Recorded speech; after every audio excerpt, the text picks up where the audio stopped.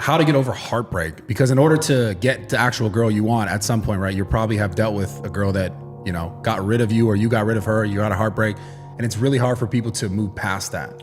100%. I think the best way to do it is to start dating again, to get another option, to get other options, to get your mind off of it. Because I have broken up with girls and then I went on vacation. That is the last thing that you should do.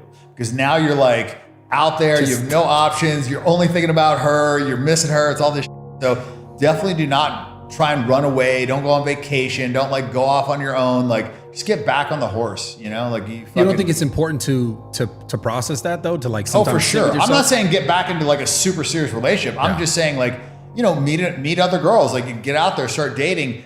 And I think part of the process is figuring out like what you did wrong, what she did wrong, why it didn't work. I mean, every relationship, I think the biggest disasters are your biggest learning moments. And I think that's not just true of relationships. I think that's true in life. Like I've learned the most through my failures.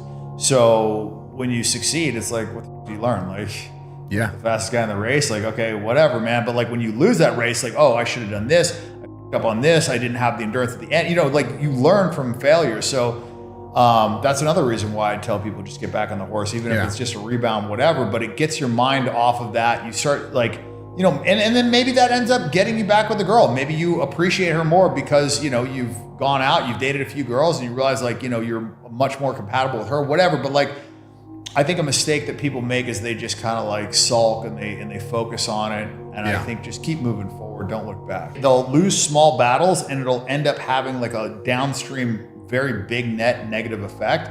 And they won't realize where it came from. Like, you know, for instance, like just being, you know, too overly agreeable. Like every time if your girl wants to watch a rom-com, you cave and like, okay, baby, you know, like this whole happy wife, happy life thing. I mean, you probably don't do it. I know you don't do it, but I'm just saying a lot of guys make this mistake and they make it in relationships too, where they like make these small concessions and then they become expected and not appreciated. And then when they say no, it's a big problem. Exactly. It's like you take a guy out to dinner, you pay 9 times, you don't pay on the 10th time. He looks at you like you raped his mother. You know what I mean? It's like, what the dude? You know, so you set these precedents. And the problem is if you constantly cave, you're setting a precedent of like whatever she wants, she's going to get.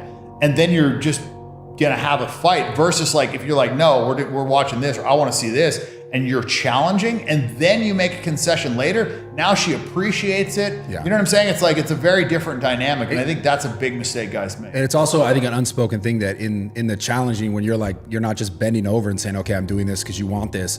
She probably also looks at you a little bit differently, where she's like a little more respect for the fact that you stood your ground. Yeah, because you're sub-communicating that you're willing to walk. You're sub-communicating that you have boundaries. You're sub-communicating that like, okay, like, you know, this is what I want.